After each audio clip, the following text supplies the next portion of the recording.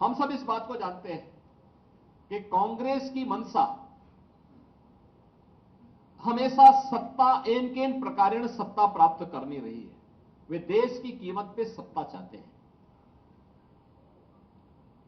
और देश की कीमत पर उन्हें सत्ता चाहिए।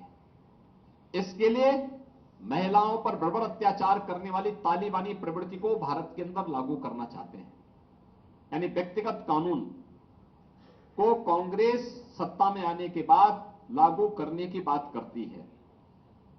यानी 3 तलाकी को प्रथा से भारतीय जनता पार्टी की मोदी जी के नेतृत्व की सरकार ने देश की आधी आबादी को इसको प्रथा से मुक्त किया, उससे स्वतंत्रता दी। कांग्रेस उसका समर्थन करती है।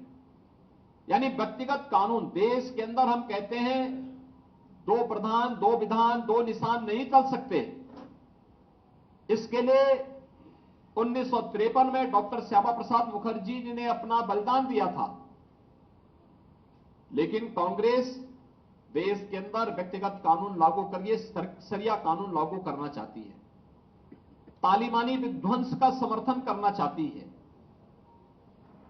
और ये जो कांग्रेस की मंशा है या इंडी गठबंधन की मंशा है, या आधी आबादी का अपमान तो करती ही है, एक खतरनाक इरादे की ओर भी देश का ध्यान आकर्षित करती है। ये जो 2-3 कुछ ये जो महत्वपूर्ण जो देश के सुरक्षा से जुड़े हुए, देश की संप्रभुता से जुड़े हुए, आधी आबादी की गरिमा से जुड़े हुए महत्वपूर्ण मुद्दे हैं, उनमें कांग्रेस की मंशा स्पष्ट उजागर होती है कि उनका इरादा देश के प्रति अच्छा नहीं है।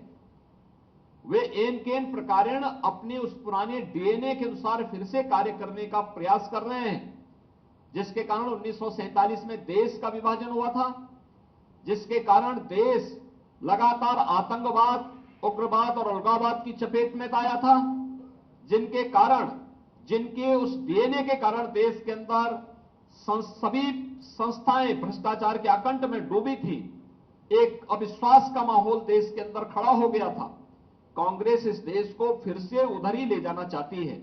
और आज इसीलिए जब लोकसभा चुनाव के हम द्वितीय चरण के लिए मतदान की ओर जाना चाहते हैं, तब मैं प्रदेश और देश के मतदाताओं से अपील करना चाहूंगा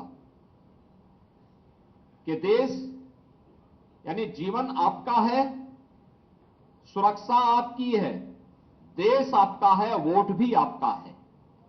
आपका एक वोट आतंकवाद की तरफ भी, आतंकवाद के पुराने दौर को वापस ला सकता है अगर गलत दिशा में गया।